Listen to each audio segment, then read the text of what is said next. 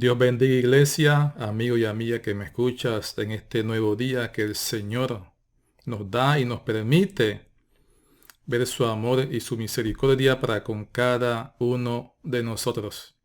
Porque cada mañana son nuevas sus misericordias. Y los que somos de Cristo podemos entender la misericordia de Dios. Amén.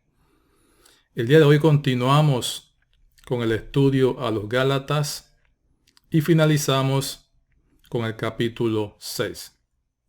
Bueno, primeramente vamos a estar orando para darle gracias a Dios, amén, y que sea su Espíritu Santo el que nos guíe y el que nos edifique para que podamos seguir creciendo en la obra de Cristo, amén. Oh Dios eterno, Padre bueno, en el nombre de Jesucristo, a ti, oh Rey, damos gloria, damos alabanza, Señor, aleluya, que en tu gran amor, que en tu misericordia, Dios, nos permites disfrutar de un nuevo amanecer, gozar de salud, Señor, aleluya, y de tu provisión, independientemente de la situación que cada uno de mis hermanos puedan estar pasando. Sabemos allí que tu misericordia está con cada uno y la expresión de tu amor, aleluya, es manifestada sobre cada familia. Te pedimos, Señor, en esta hora, Dios, que tu Espíritu Santo sea el que nos guíe, sea el que nos edifique, sea el que nos corrija a través de tu palabra, aleluya, sea el que traiga sanidad, traiga liberación, traiga una comprensión de tu palabra, Dios, aleluya, para que así nosotros podamos vivir, podamos aplicarla a Dios y honrar tu nombre, Dios, que ella produzca en cada uno de nosotros y sobre aquello que es puesta los cambios, aleluya, y la transformación que tú esperas de cada uno, aleluya, a quien le permites que tu palabra, Dios, llegue a sus oídos y llegue a sus vidas, Señor. Que nuestros corazones estén abiertos, aleluya, para recibir el consejo, Dios, atesorarlo y ponerlo en la práctica. Oh Cristo Jesús, tuyo es el reino, tuyo es el poder, tuya es la gloria y tuya, Señor, es la alabanza por los siglos de los siglos, Señor. Toma control de los aires y de todo aquello que se levante y atente contra el nombre de Cristo Jesús, aleluya.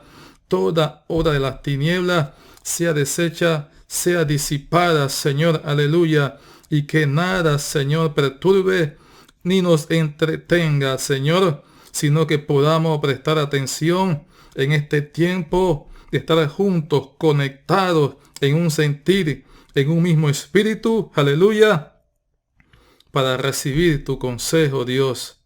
Gracias te damos en el nombre glorioso de Jesucristo, nuestro Señor y Salvador. Gloria a Dios. Amén. Aleluya. Bueno, como bien dijimos, con este capítulo cerramos la lectura de la carta a los Gálatas, una carta enfocada en la defensa del Evangelio de Cristo y la justificación de la salvación por la fe en Jesucristo. Ahora, en el capítulo 6, presenta prácticamente un resumen de las instrucciones del apóstol a la iglesia. Señala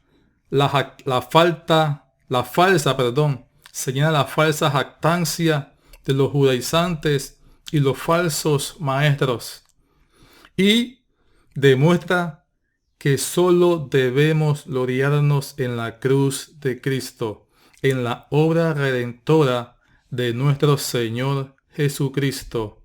Aleluya. Vamos a estar leyendo entonces allá en Gálatas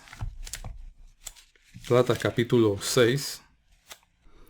Leemos en nombre del Padre, del Hijo y la comunión que tenemos con el Espíritu Santo. Amén. Dice así: hermanos, si alguno fuere sorprendido en alguna falta, vosotros que sois espirituales, restaurarle con espíritu de mansedumbre, considerándote a ti mismo, no sea que tú también seas tentado. Sobrellevad los unos las cargas de los otros y cumplid así la ley de Cristo. Porque el que se cree ser algo, no siendo nada, a sí mismo se engaña. Así que cada uno someta a prueba su propia obra, y entonces tendrá motivo de gloriarse solo respecto de sí mismo, y no en otro, porque cada uno llevará su propia carga. El que es enseñado en la palabra, haga partícipe de toda cosa buena al que lo instruye. No os engañéis. Dios no puede ser burlado, pues todo lo que el hombre sembrare, eso también segará.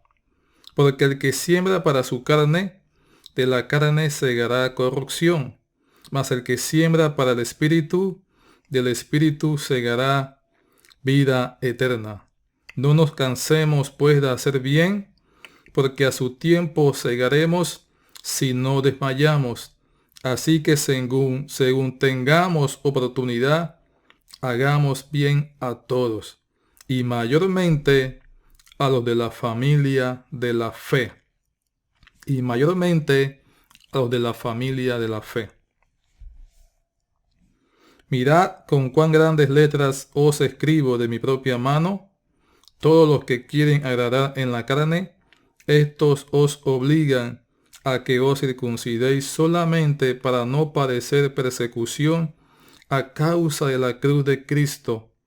Porque ni aun los mismos que se circuncidan guardan la ley, pero quieren que vosotros os circuncidéis para gloriarse en vuestra carne. Pero lejos esté de mí gloriarme, sino en la cruz de nuestro Señor Jesucristo, porque en el mundo me es crucificado a mí, y yo al mundo. Porque en Cristo Jesús ni la circuncisión vale nada, ni la incircuncisión, sino una nueva creación. Y a todos los que anden conforme a esta regla, paz y misericordia sea a ellos y al Israel de Dios.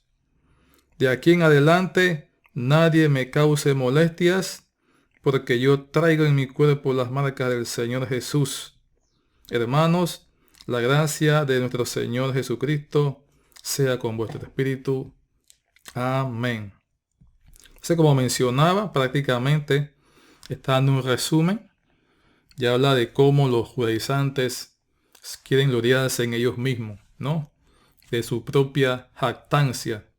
¿Qué significa jactancia? Prácticamente arrogancia, vanidad, presunción, es decir, presumir, alardear de sí mismo, de sus logros y de sus propias cualidades.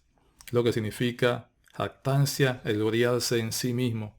Por lo tanto, si de algo como cristianos hemos de jactarnos o de presumir, es en lo que Cristo hizo por nosotros en la cruz, como bien lo menciona Pablo. Si hemos logrado algo o alcanzado algo, ha sido gracias a su amor y a su misericordia para contigo y para conmigo. Siempre debemos poner a nuestro Señor Jesucristo por delante. Amén. Que es su ayuda y su poder que nos sostiene para lograr y alcanzar algo. Bueno, en este capítulo el apóstol nos exhorta por la inspiración del Espíritu Santo a tratar con mansedumbre a cualquier hermano de la comunidad del cuerpo de Cristo que sea sorprendido en alguna falta o que ha caído por su debilidad en algún pecado. Exhorta y anima a los que son más espirituales, es decir, aquellos creyentes que caminan por el Espíritu y no según la carne, a restaurar con espíritu de mansedumbre a estos hermanos o hermanas que han cometido algún pecado. considerándose ellos mismos, ya que la mansedumbre es fruto del Espíritu y el amor. Porque no por el hecho de que andemos en el Espíritu, no significa que no seremos tentados. Al contrario, sabemos que el enemigo de nuestras almas anda como león rugiente buscando a quien devorar. Por lo tanto, debemos estar siempre alerta para identificar sus ataques, de dónde vienen, descifrar sus artimañas para no ser blanco fácil de sus ataques, sino estar siempre revestidos con la armadura de la fe para así poder neutralizar todo ataque del maligno y salir victoriosos en el nombre de nuestro Señor Jesucristo. Aleluya. Pero sabemos que hay débiles en la fe, hay bebés, hay niños, hay adolescentes, hay jóvenes en la fe y aún adultos en la fe. El enemigo siempre va a encontrar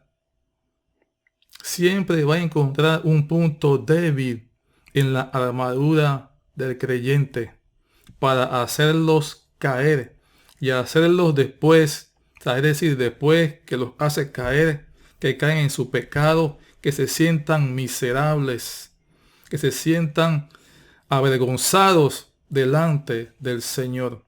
Por lo cual el apóstol les hace saber a los más espirituales que deben considerarse como si fueran ellos mismos que se encuentran en aquella situación, en esa misma situación.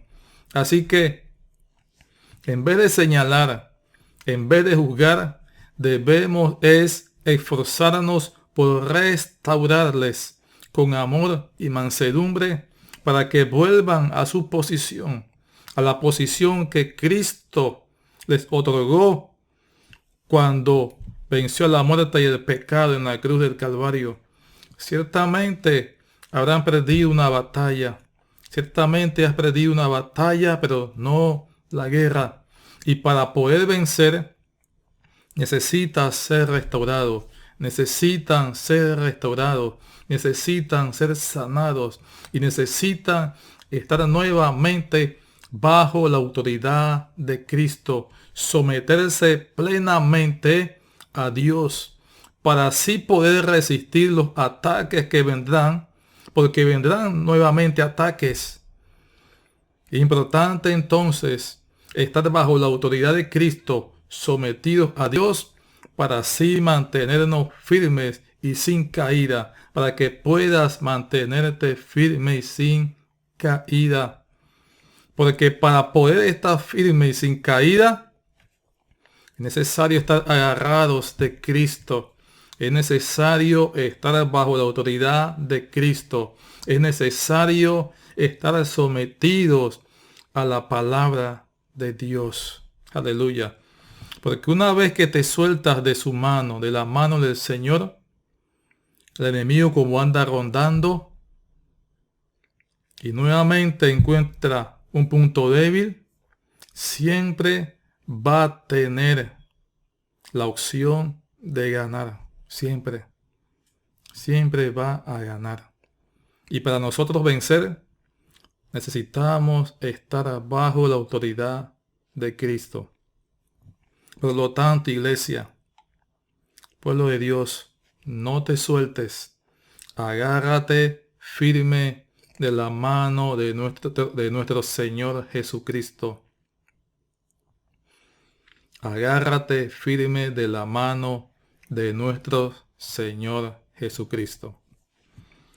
Bueno, dentro del mismo contexto, el apóstol añade que debemos llevar las cargas los unos de los otros. Y el que se cree ser algo, no siendo nada, se engaña a sí mismo. Cuando habla de las cargas, está hablando de ese brazo, de ser ese brazo de ayuda en las dificultades, en los problemas que puede estar enfrentando ese hermano y esa hermana en la fe. Y cumplir así la ley de Cristo.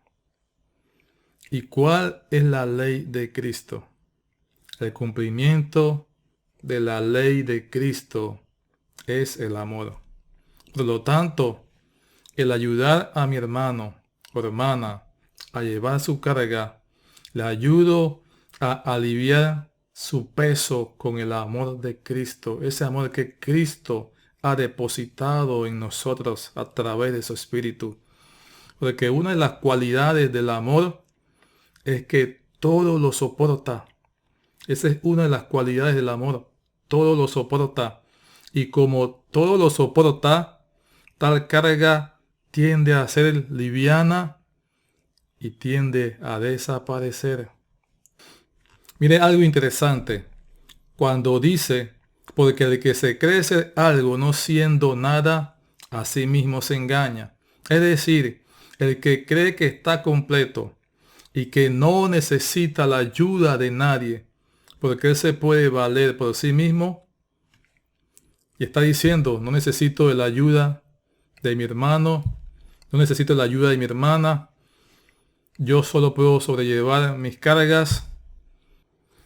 ¿Usted cree que esa persona con ese pensamiento y esa actitud será capaz de ayudar a otro a llevar su carga?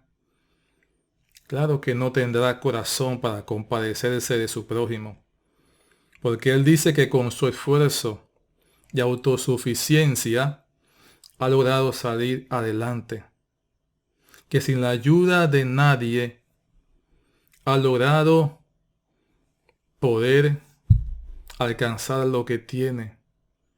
Y porque él tiene, y muchas veces se preguntan, y porque él tiene que ayudar a otros si él no ha necesitado de la ayuda de nadie.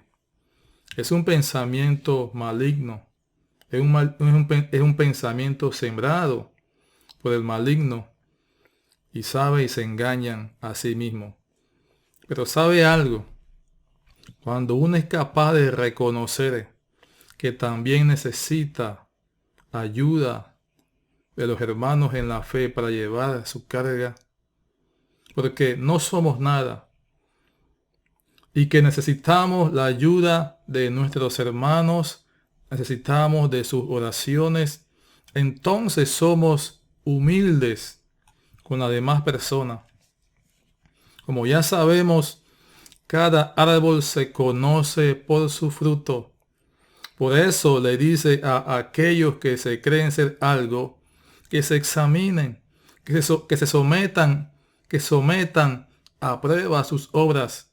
Y si algo tienen que jactarse, bueno, que lo hagan respecto de sí mismo y no de los demás, ya que al fin y al cabo, cada uno llevará su propia carga.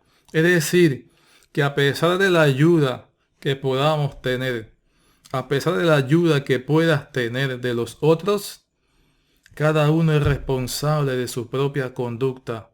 Tú eres responsable de tu propia conducta. En los versos del 6 al 10 habla de hacer el bien y del que es enseñado que haga partícipe de toda cosa buena al que lo instruye. Pero ¿sabe? Esto lo está diciendo aquí en el verso 6. El que es enseñado en la palabra haga partícipe de toda cosa buena al que lo instruye. Esto lo está hablando en un contexto de siembra y cosecha espiritual. Mire que digo espiritual, ya que muchos sacan este texto de contexto, ya que el apóstol lleva una línea de lo que viene enseñando y corrigiendo a los gálatas por la intromisión, por la introducción de los judaizantes y su falsa enseñanza. Así que sería un completo contraste si hablara de cosas materiales aquí. Es decir, le estaría dando una oportunidad a los judaizantes de aprovecharse de estas palabras para alegar que Pablo, que el apóstol, está buscando de ellos obtener alguna ganancia o dádiva económica. Y eso no es lo que él está buscando. Cuando el mismo Pablo sabía que cuando se leyera esta carta a los hermanos en Galacia, era posible que también estuvieran presentes algunos de estos judaizantes. Y también se iban a enterar de lo que él está diciendo, porque prácticamente después al final lanza una advertencia directamente contra ellos. Cuando dice al Israel de Dios. Mire, por lo tanto, está hablando de cosas espirituales, del que es enseñado en la palabra del Evangelio de Cristo. Debe estar solícito a practicar la palabra. No solo de sobrellevar las cargas de los hermanos, sino en dar un fruto bueno que produzca esperanza y salvación, que haga partícipe al que lo instruye, que esa enseñanza está siendo recibida en su corazón, que esa palabra está produciendo un cambio, aleluya, y un testimonio bueno para glorificar a Dios. Por eso también dice que no se engañen, porque Dios no puede ser burlado. Todo lo que el hombre sembrare, eso también segará. Si siembra para la carne, segará corrupción. Y si siembra para el espíritu, segará vida eterna. Es decir, nadie se puede mofar de Dios. Nadie puede burlarse de Dios. Nadie que haya sembrado para satisfacer los deseos de la carne, las obras de la carne, puede esperar recibir una cosecha de parte de Dios, pues se engaña a sí mismo. Sepa nuevamente, de Dios no nos podemos burlar. A Dios nadie lo puede engañar. Entonces, haciendo ver que somos cristianos, pero seguimos gobernados por nuestra naturaleza, por nuestra carne, es decir, nuestra vieja naturaleza. Pero mire, los que militan según el Espíritu y son guiados por el Espíritu de Dios, esos cosecharán vida eterna.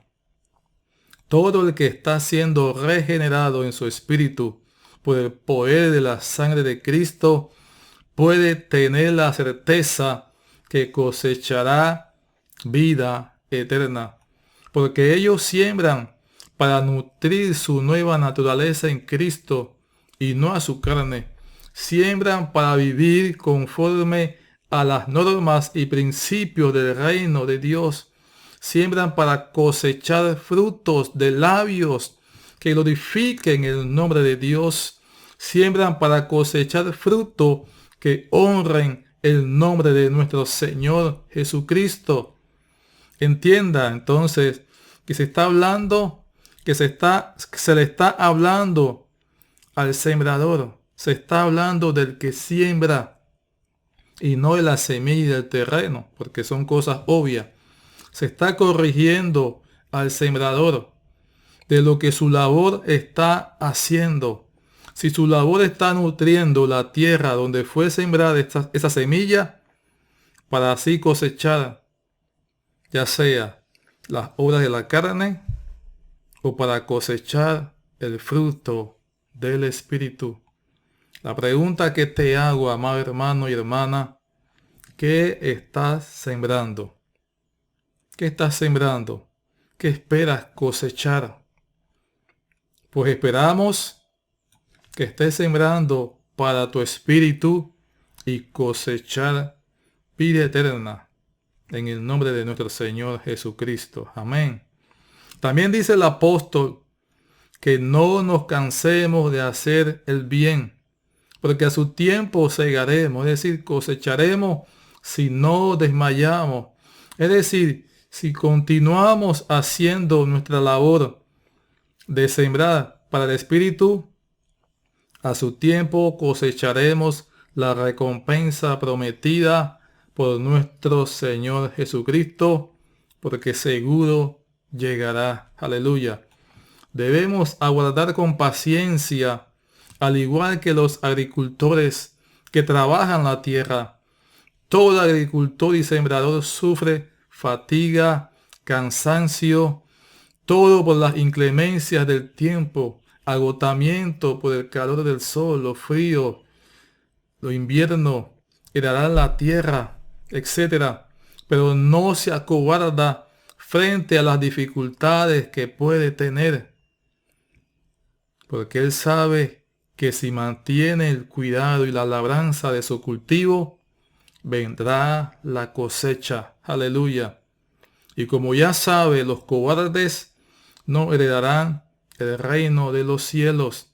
Así que mantenga la labranza y el cuidado de su siembra del Espíritu, sin importar lo que el mundo haga o deje de hacer.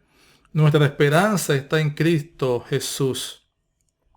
Así que mientras tengamos la oportunidad, dice la palabra, que debemos hacer el bien, y mayormente a los hermanos de la familia de la fe. Mire, Santiago 4:17 dice, y el que sabe hacer lo bueno y no lo hace, le es pecado. Debemos siempre procurar hacer el bien, sin importar a quién. Tengamos que hacerlo. Debemos procurar hacer siempre el bien sin importar a quién se lo tengamos que hacer. Así es, sin importar si esa persona te ha lastimado, te ha herido, tiene algo contra ti. Mientras tengamos vidas y sirvamos a Cristo, debemos hacer lo correcto. Debemos hacer lo que es bueno delante de Dios y darle también nuestra ayuda. Pero dice la palabra que debemos en especial procurar y mayormente dar nuestra ayuda a la comunidad de la fe. Amén. En los versos del 11 en adelante habla de gloriarse en la cruz de Cristo y advierte las intenciones de los judaizantes. A partir de este versículo, él mismo empieza a escribir, a partir del 11, ya que las cartas siempre las suele dictar y otra persona es la que escribía. Pero él dice, a partir de este punto, él empieza a escribir él mismo y resalta algo importante a sus lectores. Y vuelve a referirse a los judaizantes y sus motivos perversos para ganarse adeptos entre los hermanos de Galacia y cuáles eran sus motivos que los impulsaba a estos. Estos motivos eran impulsados por dos razones. Uno, no padecer persecución a causa de la cruz de Cristo. Y dos, jactarse de los adeptos que ganaban para su causa. Es decir, eran unos cobardes, no les importaba la fe, ni deseaban sufrir molestia por causa de la cruz de Cristo, por causa del nombre del Evangelio de Cristo. Y solo deseaban jactarse en la circuncisión del prepucio y no en la circuncisión del corazón. Sí, pero que su hipocresía era tal que a pesar de estar circuncidados y estar obligados a guardar la ley, ellos mismos no la guardaban. Pero él, Pablo, no deseaba ninguna otra gloria, ni en su vida, ni en la predicación del Evangelio de Cristo, sino todo lo que procede de la cruz de Cristo en lo que él anhelaba gloriarse. No le importaba la persecución ni padecer por causa de la predicación de Cristo, porque él sabe que en esa cruz encontró salvación, sanidad, liberación, perdón y vida eterna. Por eso exclama, lejos, lejos esté de mí gloriarme, sino en la cruz de nuestro Señor Jesucristo. ¿Por qué lo hace? Lo hace por amor a Jesucristo y a las almas. No por vanagloria, no por jactancia, lo hace por amor a aquel que lo tomó por soldado para anunciar las buenas nuevas de salvación. Por lo tanto, dice que el mundo le es crucificado y él al mundo, porque en Cristo Jesús él fue crucificado, es decir, separado del mundo. Fue separado del mundo para Cristo. Y los que son enemigos de la cruz de Cristo también son sus enemigos. Los que son enemigos de la cruz de Cristo son enemigos de los creyentes que profesamos la fe en Jesucristo. Y afirma nuevamente que en Cristo Jesús ni la circuncisión ni la incircuncisión valen nada. No tienen valor alguno delante del Señor. Lo único que tiene valor son los que son nacidos por la fe. Y todos los que anden conforme a esta regla, entonces reciban la paz y la misericordia de Dios y el Israel de Dios. Como cristianos, debemos andar conforme a la fe. Debemos andar conforme a la enseñanza de la palabra de Dios y conforme al poder redentor de la cruz de Cristo. Es decir, conforme al poder redentor de Cristo en aquella cruz del Calvario donde derramó su sangre por nosotros. Debemos tener una convicción firme y anclada a la palabra de Dios. Debemos ser valientes en confesar y defender la fe que profesamos en el Evangelio de Cristo. Pablo también les enfatiza a los judaizantes, por eso les decía, ahora les enfatiza a los judaizantes que todos los que vivan conforme a esta norma, a lo que él viene no diciendo en la carta, a la norma y conducta de la fe en Cristo, que tengan la fe puesta en Jesucristo, son el Israel de Dios, son el pueblo de Dios. Con esto ya finaliza ya la conversación con ellos. Por lo tanto, finaliza diciendo, ¿saben qué? Ya nadie me cause molestias, ya no me causen más preocupaciones, hermanos, con este asunto, porque yo sé lo que es sufrir por la predicación del Evangelio de Cristo.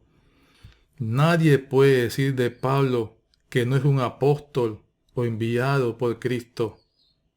Nadie puede decir que no es un apóstol enviado al servicio de Cristo, pues él lleva en su cuerpo, dice, la señal de su fidelidad al servicio de nuestro Señor Jesucristo. Tenía cicatrices en su cuerpo por causa de la obra de Cristo. Además, fue el mismo Señor que dijo que le enseñaría a padecer por su causa. Y cierra, como en todas sus cartas, con una bendición. Hermanos, la gracia de nuestro Señor Jesucristo sea con vuestro espíritu. Amén. Para cerrar, quiero plantearle las siguientes preguntas, que las pueda responder de su interior y ponerlas delante de Dios. Ya que participando de las plenarias que se han llevado en estos días en el Congreso, vino a mi espíritu estas preguntas y quiero que te las hagas. Que le preguntes al Señor ahí en tu meditación, que te pueda responder y que el Señor no te responda aquellas en las cuales tiene algunas dudas y que también pueda responder aquellas que el Señor te hace, ¿no?, querer responder con una afirmación, ya sea positiva o negativa. La primera pregunta es, ¿quién soy? ¿Por qué el Evangelio llegó a mi vida y Dios me escogió? Es la número 2. La 3. ¿Por qué fui separado del mundo para vivir para Cristo? ¿Qué espera el Señor de mí? Esa es la 4. 5. Estoy dispuesto a cumplir la gran comisión y a hacer la voluntad de Dios. Y la última, ¿quieres ser instrumento de Dios y ser de bendición a tu generación? Te dejo con esas preguntas. Dios te bendiga y te guarde. El Señor haga resplandecer la luz de su rostro sobre ti y tu familia y tenga misericordia. El Señor alce sobre ti y los tuyos su rostro. Ponga en ti paz en el nombre glorioso de nuestro Señor Jesucristo. Amén. Aleluya.